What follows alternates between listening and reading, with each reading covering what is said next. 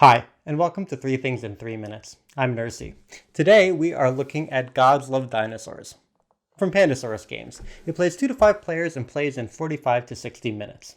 What it's about: Gods Love Dinosaurs is a tile-laying, movement, animal-eating, engine-building game about animal food chains. Each turn, players will take a double tile from the central display to expand their ecosystem, adding animals to the board. Now, once all the tiles in one column are gone, those animals will activate for all the players. Prey animals expand out, while predators eat prey to survive and reproduce. If the dinosaur was also in that column, players' dinosaurs will move and eat, laying eggs that can hatch into new dinosaurs for each predator it eats.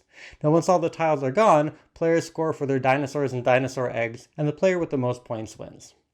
What I like: this game is an interesting and clever take on tile laying and piece movement, requiring you to constantly balance having enough food up the food chain, since only the dinosaurs and their eggs will score. Also important in the game is timing, trying to trigger the prey and the predators at just the right time to maximize your results. And this creates an added layer of strategy. It can be just as important to find the time when it's not advantageous for your opponents as it is advantageous for you to lay a tile. Now, but the gameplay is still very simple and moves quickly. Many rounds you'll just be drafting and laying a tile and maybe an animal. And while the animal activation can take a while, especially when expanding a lot of prey, players really can do this simultaneously, so it won't take too long. And one of the highlights of the game is the animal meeples. Now, in addition to being of good quality, there's a certain delight in watching your rabbits reproduce, or in swooping in with your eagle throughout your ecosystem, snatching up rats and frogs along the way.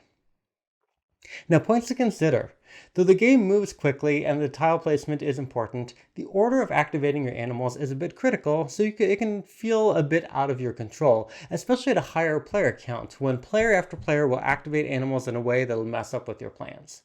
There's also not a whole lot of variation to the game. The only difference really comes in how the tiles in each individual stack are shuffled at the beginning of the game.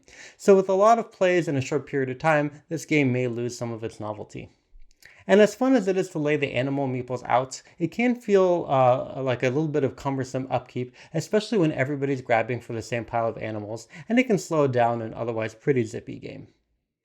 So, in summary, it's a tile placement and animal movement game that cleverly adds in a strategic timing element, even if the other players can affect how much control you feel like you have in it. The game has simple rules and moves along quickly, though with the simplicity comes a little variation from one game to the next. And it has great animal meeples, and while the upkeep can slow the game down, it's still pretty fun to watch your animals reproduce and get eaten. Thank you so much for watching. Please make sure you like and share this video and subscribe to the channel. Thanks!